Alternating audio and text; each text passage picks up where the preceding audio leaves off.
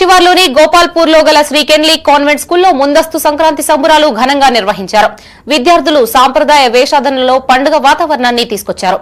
విద్యార్థులు చేపట్టిన సాంస్కృతిక కార్యక్రమాలు ఆహుతులను అలరించాయి. కుల వృత్తులపై చిన్నారుల ప్రదర్శనలు ఆకట్టుకున్నాయి. ప్రత్యేకంగా రూపొందించిన అయోధ్య రామమందిర నమూనా అందరినీ ఆకర్షించింది. అనంతరం ఈర్కుల్ల, నల్లకుంట గ్రామాల సర్పంచులు, ఉప సర్పంచులను ఘనంగా సత్కరించారు. విద్యార్థులకు పల్లె వాతావరణం పట్ల అవగాహన కల్పించేందుకు సంక్రాంతి సంబరాలు నిర్వహించామని Sri Kenley convent chairman Srikanth అన్నారు. ప్రతి ఏటా ఇలాంటి కార్యక్రమాలు చేపట్టి విద్యార్థులకు మన సంస్కృతి సాంప్రదాయాలను గుర్తు చేస్తామని చెప్పారు.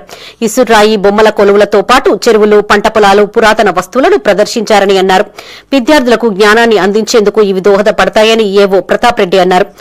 అయోధ్య రామాలయ నమూనాతో విద్యార్థుల్లో భక్తి పెంపొందుతుందని చెప్పారు. మనము ప్రతి సంవత్సరం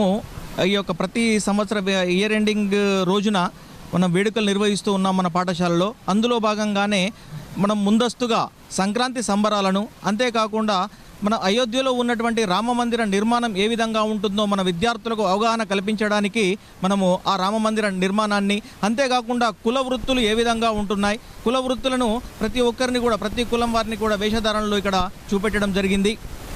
సంక్రాంతి సంబరాలు కూడా చాలా చక్కగా ఘనంగా నిర్వహిస్తూ ఉన్నాము. ఈ రోజున శ్రీ కెన్లీ పాఠశాల ఆవరణలో సంక్రాంతి సంబరాల పేరిట గొప్ప కార్యక్రమం నిర్వహిస్తూ ఉన్నాం. మన ఆనాటి పల్లెల జీవన విధానం ఏ విధంగా ఉంది, మన భారతీయ సంస్కృతి సాంప్రదాయాలు ఏ విధంగా ఉండేనో తెలపడం కొరకు కుల వృత్తులు ఏర్పాటు చేయడం జరిగింది.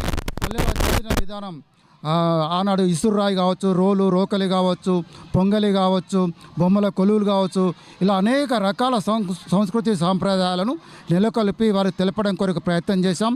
అట్లాగే చెరువులు, పంట పొలాలు, మంచె, ఒడిశల లాంటి పురాతన వస్తువులను కూడా మనం ప్రదర్శించి వాటి ద్వారా పిల్లలకు ఒక జ్ఞానాన్ని అందించడానికి వరకు ప్రయత్నం చేశాం.